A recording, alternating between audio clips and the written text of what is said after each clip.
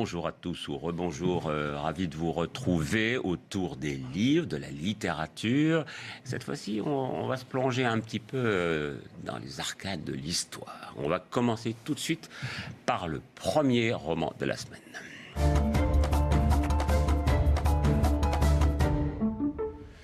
Une histoire relativement récente que nous conte d'Anne Frank dans ce livre qui s'appelle Le vol de la Joconde. Bonjour d'Anne Frank, publié chez Grasset.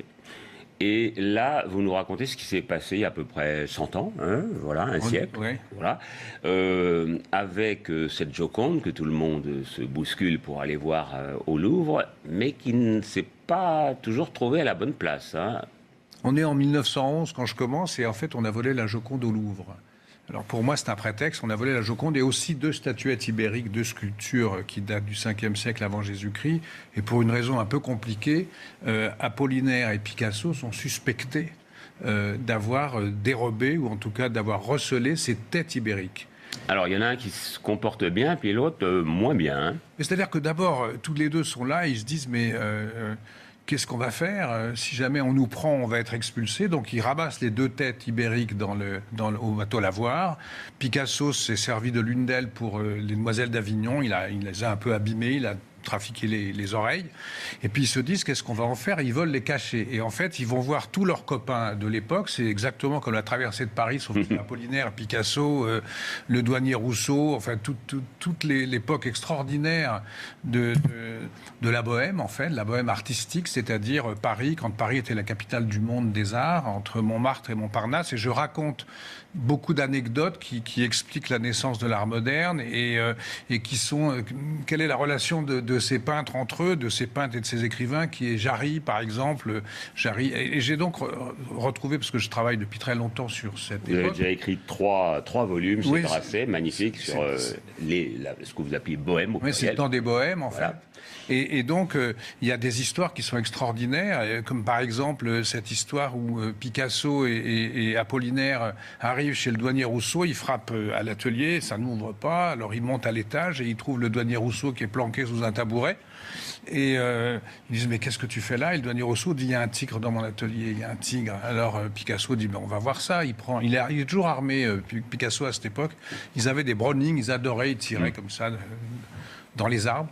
Et il descend, et puis il est là avec Apollinaire, et puis derrière, il y a le douanier Rousseau qui crève de trouille, il ouvre la porte et il tire sur le tigre. Et en fait, le tigre était peint.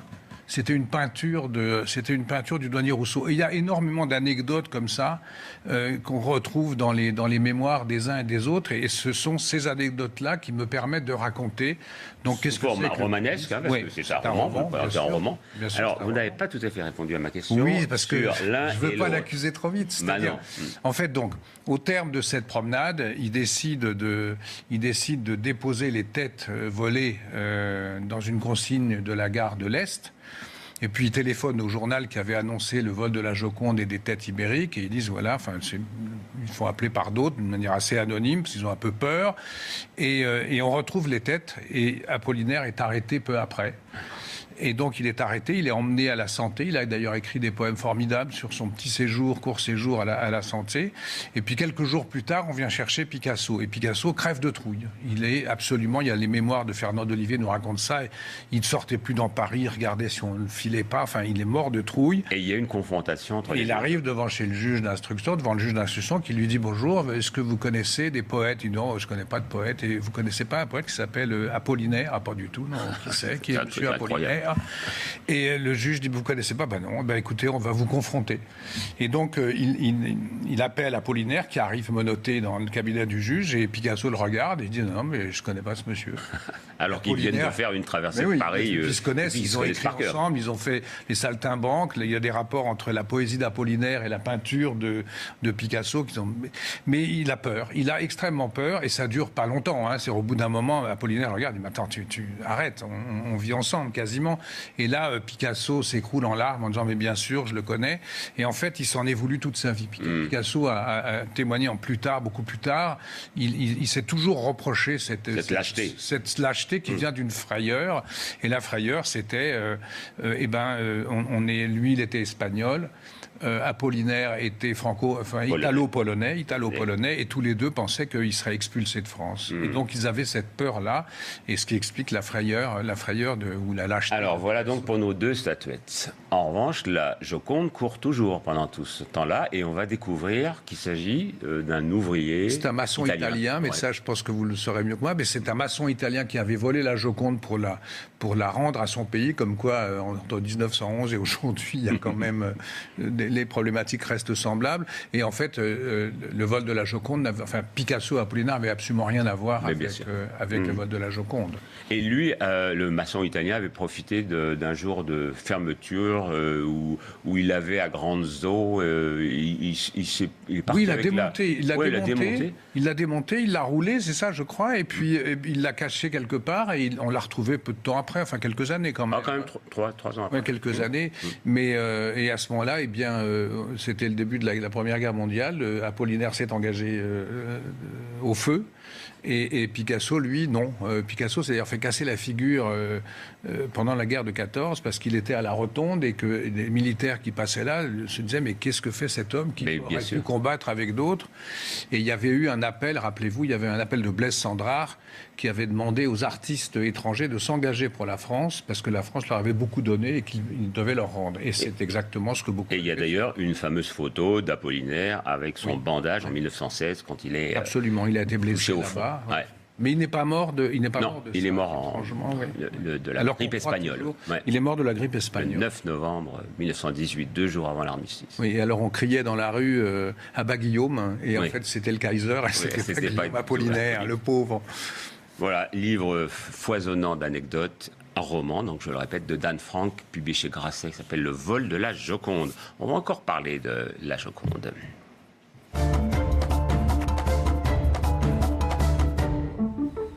Parce qu'on n'a toujours pas dit qui avait peint la Joconde, mais enfin on est assez au courant autour de ce plateau, et puis vous tous, c'est Léonard de Vinci.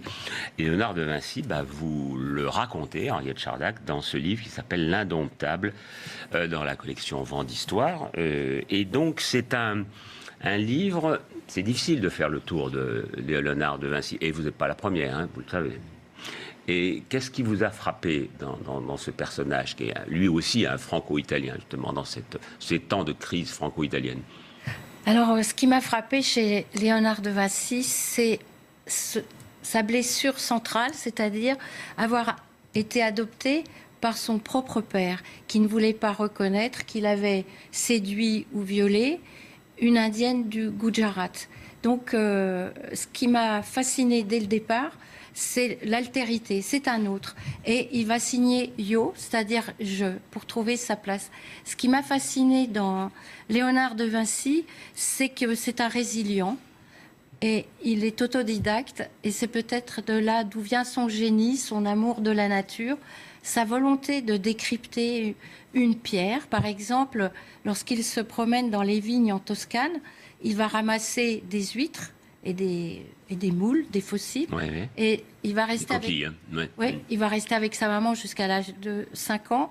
Et on le sait par ses carnets, il va se poser dès lors la question, est-ce que la mer n'a pas submergé cette terre avant? Car sinon, c'est impossible. Donc cette logique folle est basée sur sa propre imagination. Elle démarre là. Et ce qui va lui permettre plus tard de pratiquement dessiner les futurs hélicoptères, les avions. C'est un ingénieur aussi. Hein. Oui, il pensait dans ses prophéties qu'il faut relire qu'un jour on se parlerait d'un hémisphère à l'autre. En fait, c'est notre copain d'aujourd'hui. C'est-à-dire que il voyait le futur, mais à long terme. On le prenait pour un fou. Mais ce qu'il y a de fantastique avec Léonard, et c'est comme ça que j'espère qu'on va le redécouvrir, c'est qu'il aimait les autres. Par exemple, lorsqu'il va être en France, il va avoir de la peine pour les mirlitons et il va trouver une broche automatique qui fait de l'air aussi. Il veut créer des villes propres où les pauvres aient aussi leur place. Au départ, c'est plutôt un homme généreux, mais on lui demande de fabriquer des armes. Et la fameuse blessure dont vous parlez, est-ce qu'elle se retrouve dans ces tableaux? Est-ce qu'à un certain moment, on peut dire, bah oui, là, il parle de son rapport à son père ou à sa mère? Non. Non, il cache tout. Il faut vraiment chercher dans ses carnets et c'est un puzzle énorme. Et il a été abandonné par son père, placé chez Verrocchio, qui aime plutôt les jeunes garçons, si vous voyez ce que je veux dire. Et il était très, très beau et très spécial, parce que c'est un genre de Freddie Mercury de mètre 2, avec une mère indienne. Ça fait un visage assez incroyable. Donc sa blessure, c'est masquer sa tristesse de l'abandon par l'amour des autres en faisant des blagues. C'est un farceur.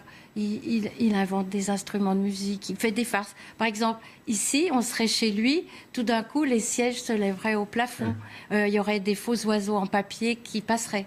C'est un hémophile de l'âme, en fait. Et à l'époque, il y a un autre géant de 2,02 m, ce qui est super rare à l'époque, quand même, qui s'intéresse à lui et qui va le rapter, pratiquement, c'est François Ier. Et oui, c'est le seul qu'il aime en tant qu'individu et qui ne l'utilise pas. Et il va le payer grassement, lui et tous ses apprentis, ses aides qui vont venir d'Italie. Parce que toute sa vie, c'est un crachat. C'est-à-dire que ce soit Michel-Ange, les Médicis ou d'autres, ils l'utilisent mais ils ne l'aiment pas. Et ils sont même jaloux de sa beauté, de sa force et de son génie. Voilà donc pour ce Léonard de Vinci raconté par Henriette Chardac chez De Boré, ou collection Vent d'Histoire.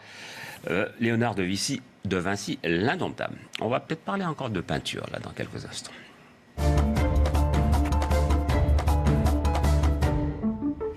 De peinture, du moins nous croyons, puisqu'il s'agit de nuances de gris, 7 nuances de gris. C'est de François Joncker, c'est un roman, je le précise, et qui n'a pas de rapport avec les fameuses nuances de gris qu'on a vu passer non. Il n'y a pas si longtemps dans la littérature dite chiclite, enfin, littérature un peu osée. Voilà. Ça n'a effectivement aucun rapport, puisque c'est un clin d'œil à un autre roman qui s'intitule Les 7 couleurs, qui est un ouvrage de Robert Brasillac. C'est pour ça que Robert B. identifie donc Robert Brasillac, qui est un écrivain maudit. Alors à juste titre, parce que ses prises de position politiques ont été d'une rare violence. Mais ce que j'ai voulu sortir de ce livre, c'est effectivement faire la différence entre les actes politiques en tant que tels et l'œuvre littéraire qui demeure. Vous avez évoqué Brasillac dans l'éloge des écrivains maudits. Vous reprenez à la fin une citation de Jean Kelevitch qui dit bien que les crimes qu'il a commis sont imprescriptibles, ce qui est exact. Mais je veux croire aussi que son œuvre, d'une certaine façon, est éternelle et qu'il faut faire la part des choses pour plus d'une raison, parce qu'effectivement, c'était un auteur absolument remarquable qui a été absorbé par la folie, d'une certaine façon, des temps qu'il a vécu. Notamment de l'antisémitisme. Oui, complètement. Oui. Et aujourd'hui, évidemment, bon, c'est pas facile de défendre, même quand on est un avocat, de défendre Brasillac. Et pourtant, à l'époque, au moment de son procès, peu de temps avant qu'il soit condamné à mort, il y a des tas d'écrivains, de droite et de gauche, qui vont se liguer pour demander sa grâce. Complètement. Et c'est vrai que la plupart de ses pairs, que ce soit Mauriac, qui avait pourtant été abondamment injurié, parce qu'à l'époque, on avait l'injure assez facile et d'une violence que vous pouvez imaginer très différente à celle que l'on connaît aujourd'hui. C'est vrai que la plupart de ses pairs se sont liés pour faire des démarches auprès du général de Gaulle. Malheureusement, l'époque voulait qu'il fallait à cette époque des victimes expiatoires pour tous les actes criminels qui avaient été commis. Et je pense que Brasillac a certainement payé pour certains de ces actes qu'il a pu écrire, mais également parce qu'à l'époque, il fallait une tête. Ouais. Ce qui est malheureux, c'est que son œuvre a souffert également de cet ostracisme qui, à mon avis, est injuste, puisqu'effectivement, il était à un moment de sa vie, et ça, c'est à mon avis quelque chose qui est très intéressant, qu'on trouve dans un ouvrage, un dialogue qu'il fait avec Robaté. Il revient de Pologne. Il a vu Katyn, puisque c'était un sujet assez malheureux à l'époque, puisque on ne savait pas qui avait massacré la plupart des officiers de l'armée polonaise. Les uns disaient que c'était les Allemands et les autres disaient que c'était les Russes, bien entendu. Et en revenant de Katyn, il va voir Robaté et il lui dit « J'ai vu les ghettos de Varsovie, j'ai vu comment les Juifs étaient traités, on ne peut plus continuer à proférer les insultes que nous proférons. » Et à partir de là, il quitte « Je suis partout » pour se consacrer à ce qui était important pour lui, la littérature. Et c'est d'autant plus vrai qu'en 1944, il publie une pièce de théâtre, ce qui est assez extraordinaire parce que les propos qu'il a tenus d'un point de vue politique ou antisémite sont d'une violence mais terrible. Enfin, des mots qu'on ne peut pas répéter même ici. On ne peut même pas le répéter, même en les lisant, on est extrêmement choqué par la teneur des propos. Par contre, en 1944, quand il écrit Bérénice, son héroïne, est une reine, la reine de Césarée, donc, qui est juive. Et c'est elle qui subit en fait un petit peu les violences d'un jeune qui est donc le serviteur de Titus, qui est donc Paulin, qui est un jeune donc, qui est à la limite le portrait du fasciste de base, qui est donc complètement enfermé dans ses œillères, qui n'a qu'une seule option, qui ne réfléchit à rien. Et c'est vrai qu'il fait de cette héroïne, qui est une juive, donc le personnage central de son roman, de sa pièce de théâtre, pardon. Et c'est donc, à mon avis, une évolution. Or, je suis d'une génération, et c'est à mon avis assez important, qui a connu, grâce au ciel, l'abolition de la peine de mort.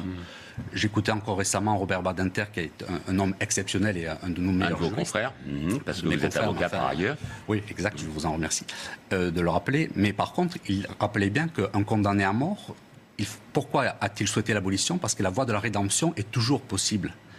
Or, je veux croire que Brasillac, malgré tout ce qu'il a écrit, et qui justifie bien entendu cette mise à l'écart, était sur cette voie-là. Et on ne tue pas un poète. On peut le condamner, le faire effectivement souffrir, le priver de ses droits civiques ou de beaucoup de choses qui méritaient effectivement tout ce qu'il avait pu écrire et soutenir. Mais tuer un poète et nous priver éventuellement d'une œuvre exceptionnelle, je pense que c'est quelque chose qui devait être repensé. Et donc, redécouvrir son œuvre est une bonne façon, je pense, tout en condamnant, d'ailleurs, c'est aussi une façon de continuer à le faire, de condamner ses actes politiques. C'est une façon aussi de lui rendre grâce, d'une certaine façon, en reconnaissant son talent. Voilà, c'est ce que vous faites donc dans ce livre, Robert B, 7 nuances de gris. C'est publié aux éditions Pierre-Guillaume Deroux, sous la signature de François Joncker. On va passer au roman étranger.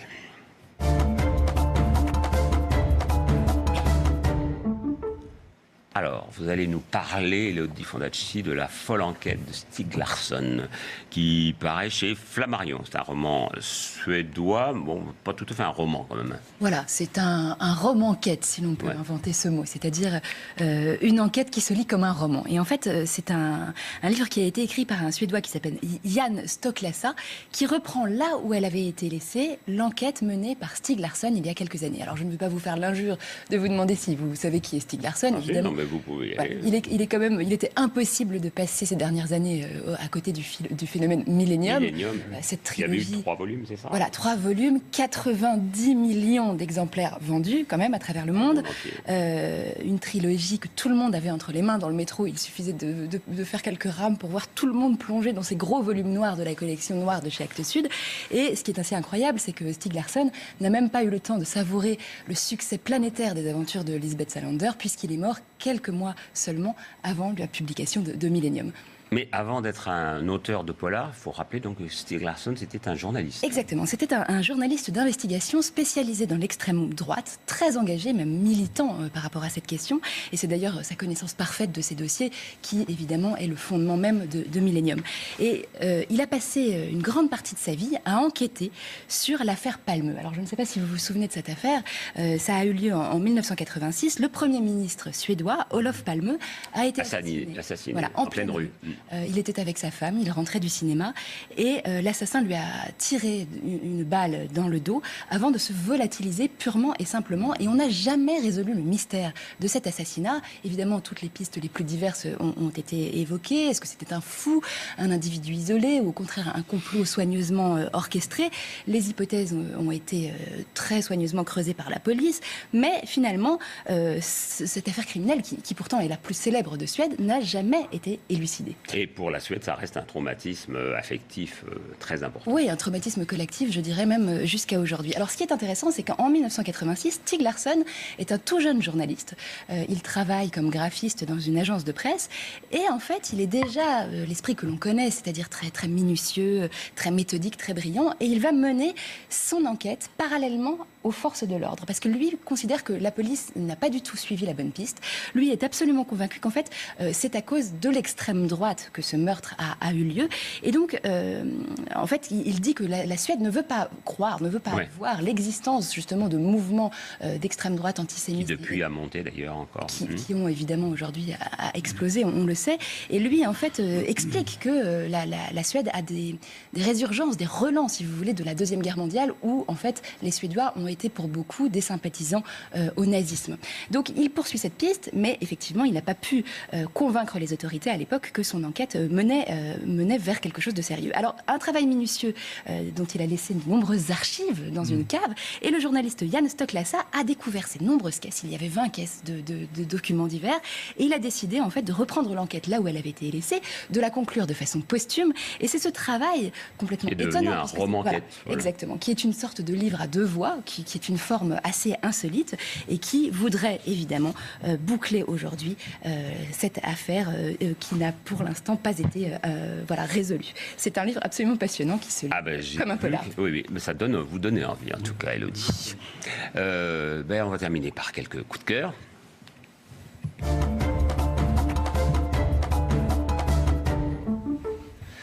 Alors, d'abord, Max Jacob, parce qu'on parle des écrivains maudits, mais il se trouve qu'il a vécu en même temps que Robert Brasillac. Il y a un bon livre de Lina Lashkar qui s'appelle Max Jacob dans tous ses états, avec des croquis inédits de Max Jacob. C'est aux éditions du Canoë. Là, comme on s'approche des élections européennes, un livre très intéressant, très éclairant, de Bernard Spitz, qui s'appelle « Merci l'Europe », riposte à ce qu'il appelle les 7 mensonges populistes, publié chez Grasset. Et puis, ce livre très, très émouvant, et c'est important que ça s'invite dans la campagne. C'est un très très court livre, mais c'est ce qu'on appelle une forme de livre d'intervention, publié par Véronique Fayet, Révolution fraternelle, le cri des pauvres. C'est aux éditions Indigènes. C'est une femme qui connaît bien ce monde-là et qui a voué toute sa vie à juste nous rappeler que la pauvreté, ça existe, il ne faut surtout pas l'oublier. Et enfin, je terminerai par, puisqu'on parlait d'origine italienne, ce livre d'Anne Plantagenet qui s'appelle « D'origine italienne », précisément, publié chez Stock. Voilà, c'est la fin de cette émission. Merci de nous avoir été fidèles. À très vite.